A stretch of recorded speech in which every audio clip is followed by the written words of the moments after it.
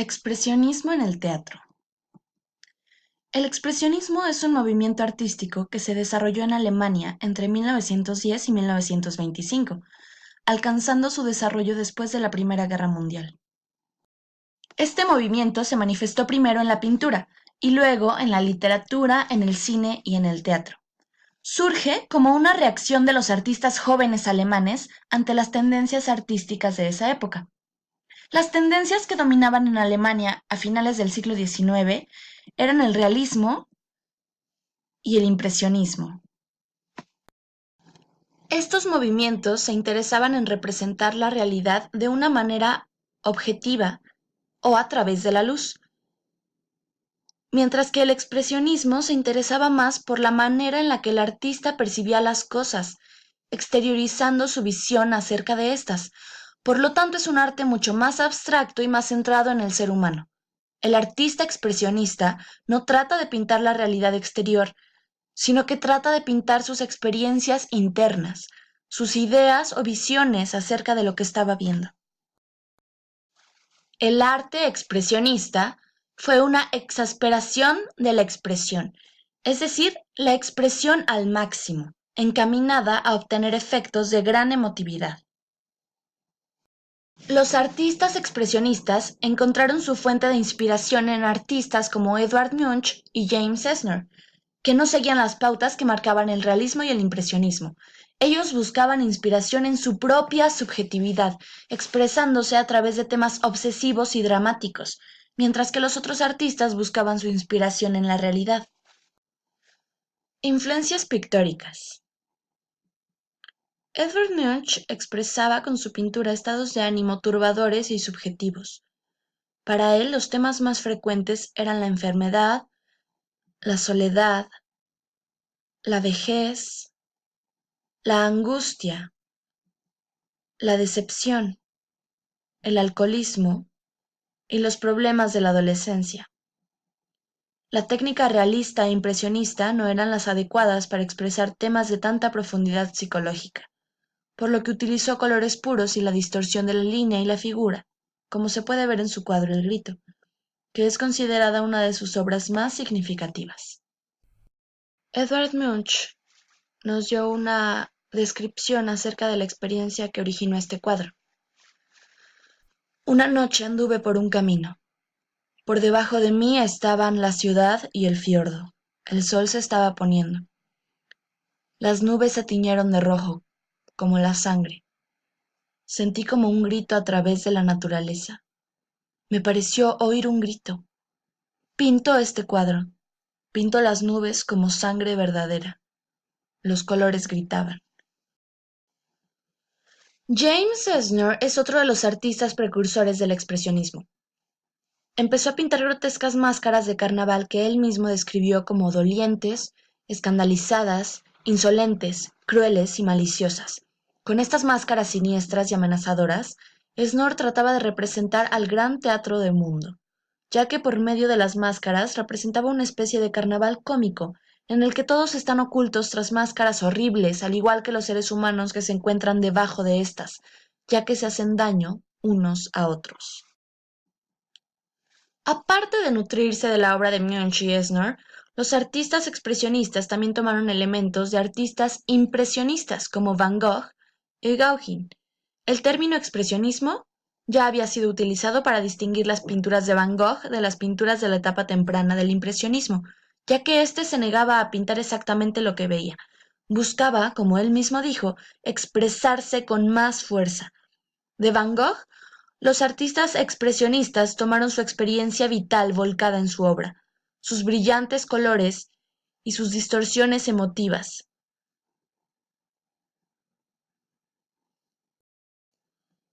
Mientras que de Gauguin, los artistas expresionistas tomaron la manera no realista en la que este pintor utilizaba el color, ya que no imitaba a la naturaleza, y sus pinturas tenían un poder de evocación de lo misterioso y lo simbólico, al igual que su valoración del primitivismo.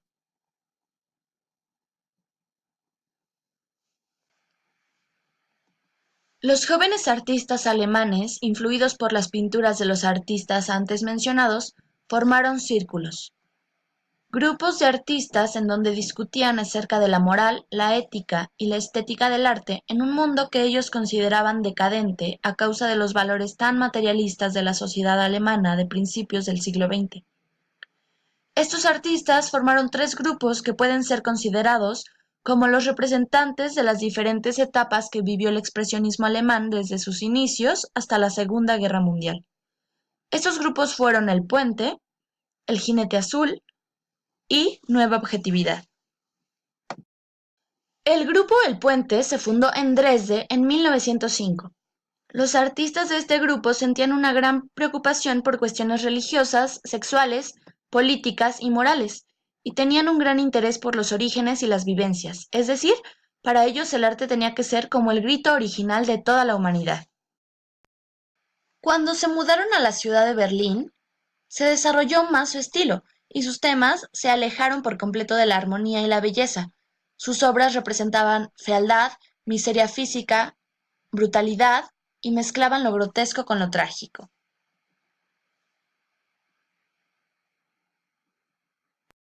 El grupo llamado El Jinete Azul fue fundado en Múnich en 1911, alrededor de la figura de Kandinsky, que era un artista abstracto. Este grupo buscaba realizar un arte total en el que no se rechazara ninguna manifestación artística. Lograron darle al arte un contenido espiritualista que tendía a la abstracción. Veían el color como el medio más poderoso para llevar a cabo el cambio de rumbo espiritual, porque creían que a través de los efectos físicos y psíquicos que provocan los colores en el espectador, el artista puede influir en el alma humana. La búsqueda espiritual de este grupo se debía a que Alemania para ese entonces ya había pasado de ser un país agrícola a un país industrial. El avance tecnológico y la industrialización eran muy importantes para la sociedad alemana, por lo que se había convertido en una sociedad dominada por el materialismo, en donde lo que importaba era la máquina y no el hombre.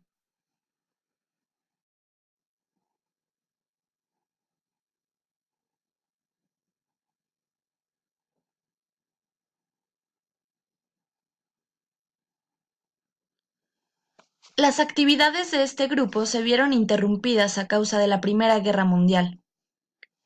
Después de la guerra, Alemania había quedado en un estado de crisis económica, política y social, lo que llevó al expresionismo a una nueva fase en la que trataron de dejar a un lado el subjetivismo, la abstracción y la irrealidad que manejaban los artistas de los dos grupos anteriores, y trataron de hacer un arte mucho más comprometido social y políticamente, que tuviera una visión más objetiva de la realidad. Es así como surge el grupo Nueva Objetividad. Era un movimiento que dejaba a un lado el sentimentalismo que caracterizó a los grupos anteriores. En sus obras representaban de manera cruda las consecuencias que la guerra había dejado, condenando a la hipocresía social y al militarismo. Los personajes de sus obras mostraban las lacras de la sociedad: soldados despedazados y mutilados, oficiales putrefactos, sacerdotes, trabajadores, niños famélicos y burgueses libertinos. Los artistas muestran el lado oscuro y crudo del mundo donde vivían. Las actividades de este grupo se detuvieron junto con el desarrollo del movimiento expresionista alemán, con el ascenso de los nazis al poder y el comienzo de la Segunda Guerra Mundial.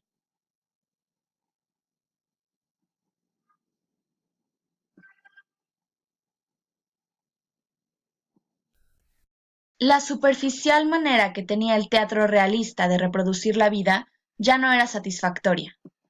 Fue así como los escritores empezaron a buscar nuevas formas de expresión y tomaron las ideas de la nueva tendencia que se estaba utilizando en la pintura de esa época, introduciendo así el expresionismo en el teatro alemán.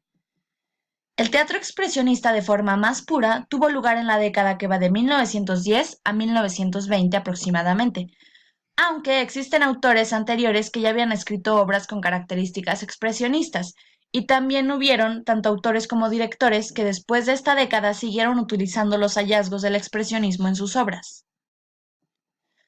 Dentro de los dramaturgos más representativos de la llamada década expresionista, podemos encontrar a George Kaiser, Ernst Toller, y Franz Werfel.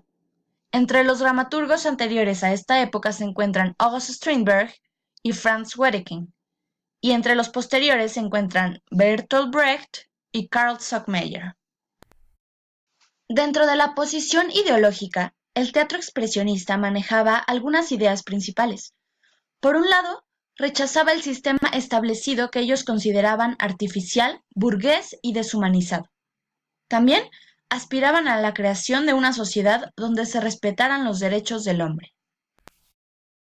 Estaban en contra de la industrialización, por lo que ésta había ocasionado a la sociedad alemana, y tenían esperanza de que en algún momento surgiera un hombre nuevo que fuera el constructor de una nueva sociedad más preocupada por el bien de sus semejantes, una sociedad que centrara su interés en el hombre y no en la industrialización, el materialismo y la máquina. Tenían un conflicto generacional o de sublevación a la autoridad y luchaban contra los poderes políticos y económicos. Características particulares y técnicas del teatro expresionista. Su atmósfera con frecuencia se diseñaba como un sueño vívido o de pesadilla. El efecto emotivo se apoyaba en una iluminación sombría y distorsiones visuales. El uso característico de pausas y silencios cuidadosamente colocados en contraposición con el discurso y mantenido por un alargamiento de tiempo anormal. Ello contribuía al efecto de sueño. La escenografía evitaba reproducir el detalle del drama naturalista y creaba imágenes completamente simplificadas del tema que pedía la obra. La decoración se hacía frecuentemente por medio de formas extrañas y colores exagerados.